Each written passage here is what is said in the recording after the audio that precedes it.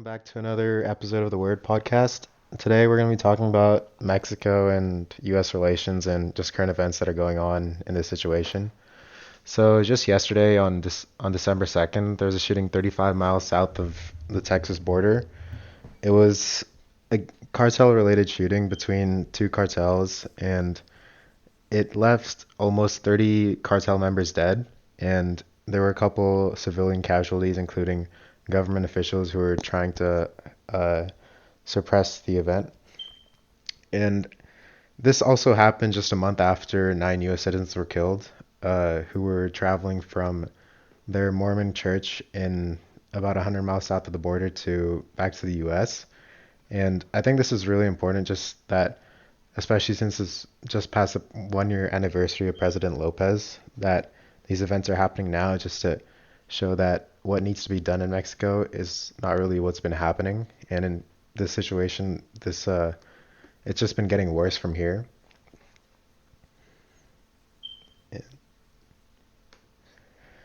That's cool.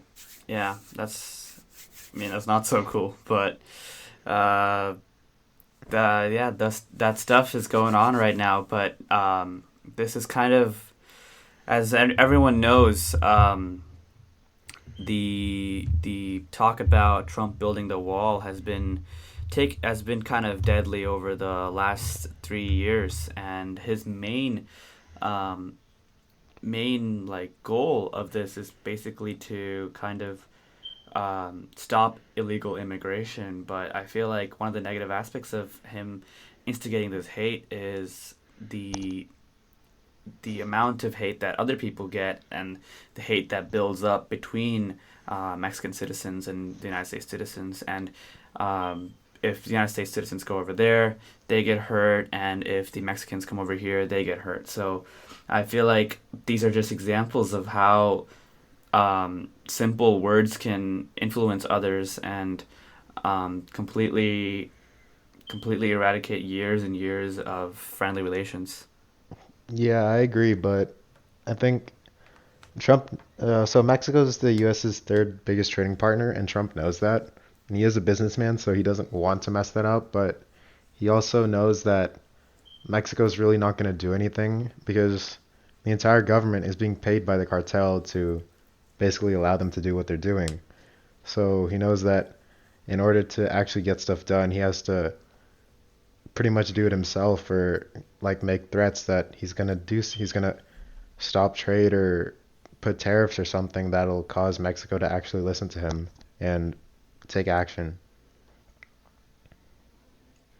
I mean, like, what is? But he's gonna put on tariffs later on, though. He's not just bluffing. He's type of dude to go on and just because to prove or to stay behind his word, he will make sure it's done, even though it's gonna negatively impact the country. Yeah, but the thing with President Lopez is that he it's his he's actually not really seen an increase in anything good in Mexico in his first year, but like homicides have gone up by like 1,000 in the same term that I think it was 29,000 this year compared to 28,000 last year. And there's also been the economy's also nearing a recession, which is kind of weird for a president who's supposed to be doing the exact opposite. And he's actually been focusing more on social issues, which I don't think is a lot of people don't think is like the main issue right now in Mexico. I mean, yeah, that's correct because there's a lot of corrections that need to be done in Mexico. But if we were to focus on pretty much um, what the United States is going on right now and how he is kind of making it sound like is that um, it's a big deficit on both kinds because it creates a kind of unneeded hate between these two close countries, and he's kind of of course, illegal immigration is bad, but he's instigating this towards a path where you cannot differentiate between illegal immigration and asylum seekers, because asylum seekers deserve to have a chance to come over the border, whereas um, illegal immigration should be enforced and etc. Stuff like that. But this unnecessary instigated hate against even this broad broad umbrella of this word immigration, asylum seekers fall under that. So this just kind of makes this just kind of points to even the El Paso shooting like a couple of months ago, where the shooter went out and shot many people in a mall because um, it was a it was a Mexican filled mall. Yeah, I agree that like asylum seekers should be given the opportunity to live in a better place and lead a better life, but there's only so much space in like a country and so many opportunities that a country can have for its own citizens where it really doesn't have space for other people. And like other people should understand that and not really try and push the envelope on getting their way, but it's really not the decision to make.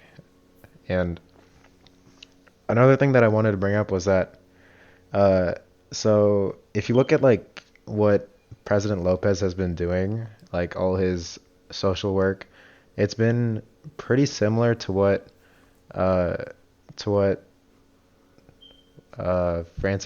Franklin Roosevelt has been doing, especially since he has daily fireside chats called Monaneras, which are actually in the morning, Okay. but that's actually, I think that's one thing that a lot of the people in Mexico like, that he's addressing the country daily and just being this face of the country rather than just sitting at his desk and just trying to sign bills. Yeah. I mean, um, I feel like President Lopez is kind of a weird guy, but he is making us he's trying his best to seem pretty friendly to the Mexican people. But coming back to your point about asylum seekers, it's mostly because of America causing turmoil in those countries. For example, like some of the Middle Eastern countries, they have been given asylum seekers because America had barged in and caused turmoil there. For example, they kind of instigated a civil war to break out in Syria, and that was pretty much um, and it's kind of like the America's responsibility that some people might disagree with, but it's America's responsibility to take consequences for its action and make sure that innocent people um, aren't affected by the erratic decisions that were made by previous security officials. If we're gonna talk about that, then I think it's pretty important to talk about just America's role in the world, because most of the America's interactions in the Middle East is to stop terrorism, which mostly the US has been provoked to do, or they've had some sort of, at least some sort of reliable intel that there is going to be something happening. So the Middle East kind of, it's it's a really controversial issue, but I feel like the US should be stopping terrorism, but I don't know if it's like too trigger happy and just saying if there's one sort of like one like sliver of reliable intel, then they're gonna like bomb that place in hope of killing a high-ranking member of ISIS or something. Yeah, that brings up the even like this is not just like a Trump thing. This has been a United States thing for the last like 20 years where the United States has decided to use its military power and abuse its power. Where you can see that even the Obama administration, there's been multiple incidents where he used drones to kill potential threats, but he ended up actually killing a lot of innocent citizens. So this actually makes me think. Comes to my old point of how I made that it's America's responsibility to help these asylum seekers. Of like, if it doesn't barge in the first place, it doesn't need to help them. But it doesn't even come around to a full circle because the only reason that terrorists get most of their guns, most of their arms, most of even their money is through great is to like is through the United States because they're the ones who invest in oil. They're the ones who sell them guns, billions and billions of dollars in guns. So the monetary sponsorships and the artillery that the terrorists and the people get from there is from the United States. Hmm. So I was actually reading this article about the shooting in Mexico, and it said that they were fighting over drugs that were going to America, but fighting with America's guns. And it just shows that the U.S. is kind of entangled in these issues, so they really have to be involved with it as well, even though like President Lopez has been constantly denying US help in trying to control the cartels and control violence, while Trump has repeatedly offered his hand to do anything about these issues. Yeah, that's true. But wait, what's the point like you're trying to make from just like saying that like Trump has offered his hand and So, stuff? like, in the last year, shootings have actually gone up in Mexico, and President Lopez really doesn't seem to be caring about that. In fact, the only main things that he's been doing is he's actually cut down on his security detail and slashed government salaries, including his own. But I feel like, especially in a country like Mexico, that would only really invite more cartels to bribe government officials because they don't have as much money coming from the government. And that only causes more problems, especially when there's not somebody else from the outside looking in to see what's going on. Yeah. Okay, but I mean like that doesn't mean that Trump should get involved, or the United States should get involved in any necessary combat is because or supervision is because we have our own problems. We have gun control problems for the last like 4 years, and um, Trump has almost ceased to even ignore that. These are just distractions to make sure that the general public doesn't come to ask him about these things because there has been zero gun control laws. There's been zero background checks on. So there's basically you can get a gun without a background check right now, even though you are legally obliged to.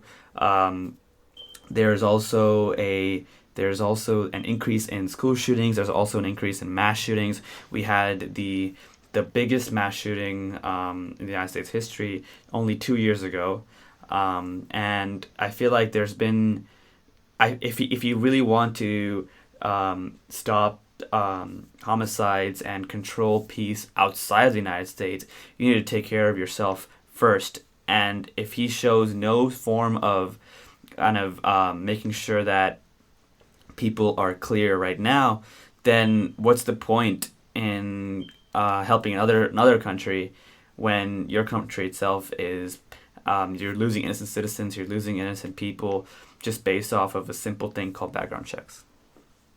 Yeah, but I feel like what Trump is trying to fight with this issue is just drugs and violence led caused by that. And since from what I said before that it's US guns in Mexico and drugs that are going to the US is basically a part of this, and it doesn't have to be US soldiers on Mexican soil or something to fight this issue, but more like the FBI or the DEA telling Mexico what to do so that they can better this issue. And in fact, I think Trump said that he was going to label the cartels terrorist organizations if Mexico didn't do anything to help this issue soon. But the Mexicans also said that was a bad idea, that outside help was not going to help this issue. I mean, there you go then. Like, even if Mexico is stating that, like, outside help was not going to help them, shouldn't he focus on the internal, internal domestic affairs first, rather than basically going out and saying like we need to help them. They're corrupted, etc. When you yourself are corrupted as hell too. But like this brings back to the question of like building the wall and making this taboo word of immigration, where this goes to show that most of the turmoil in Mexico is caused by the United States influences, because as you said, the most of the guns are from United States guns, and most of the artillery is from the United States, but it's not the soldiers, but it's the influence of the ideas and the how far these ideas cause other people to go, and that's where I think we need to work on. Yeah, I agree, but a lot of these problems are, okay, let's gun control is a pretty big topic, but I feel like it's not just gun control, but just the way that a lot of our there's it's a more problem with our younger generation, and that they are the ones part of these mass shootings, and it's just their mentalities that we need to fix rather than actual gun control, which I think would be a lot harder than just changing the way our younger generation thinks. Yeah, but I think that a place to start is probably because you're right. It does to make a societal change that hard. It's going to take a long time, but I feel like it's easier. Maybe a guy. Okay, for example, let's say you're getting mugged. I think it's easier to disarm him than just to talk him through and talk to him for like the next 6 hours that this shouldn't be a good thing. I think we need to look at immediate consequences and how immediate these actions are, because the repercussions are heavy. We're losing hundreds, even thousands in school shootings and mass shootings. So I think that a place to start is probably stopping these people from acquiring these mass weapons of destruction, and then later on addressing the issue of mental illness and addressing the issue of these people having these thoughts. Yeah, I feel like But you have a point. yeah, but yeah, coming back to the point of just the Mexico and the wall and the hate. I really think that this entire example of the Mormon shooting and everything like that is because of is it should be used as a step forward to stop instigating hate and making a clear distinction between illegal immigration and asylum seekers, because this kind of hate is what is causing them to hurt us and us to hurt them. I feel like it's definitely more of a societal issue in the US because we are the most powerful country in the world, and we also have the largest army. So if our soldiers get to have that many guns, then I feel like a lot of our citizens are thinking, why don't we get to have guns as well? And that's, I think, one of the big arguments for the US should, why the US should stick with its current gun control laws, and that, yeah, that's what I think. We can we can talk about gun control on a different episode, but let's just come back to, because I think we're making a lot of good points right here. But let's just get back to the main issue and close up the Mexican border control stuff. Hello? Hello? Hello? Can you hear me? Oh, you cut out for a second. Hello? Hello? Yeah. Okay, whatever. I'll All edit right. that out of the thing. But what I said was okay. Let me just say it again. So I think we should just come back and close off the Mexican issue, or the Mexican border issue, because I think gun control is a really good point, and we're making a lot of good points on that. So we can save that for a different episode. Yeah, and I think maybe we could talk about in the future is also, I don't know if you just saw, but Kamala Harris just dropped out of the Democratic race. Yeah, yeah, she did. Hmm. And We can talk about that later on too. Yep. We'll catch you guys tomorrow. Thanks for tuning in. We're gonna have some pretty interesting episodes coming up, especially with the Trump impeachment hearings and the recent updates in Democratic debate, and pretty much just talk about if what is going on in our country is good for us or not. See See you you guys guys next later. time.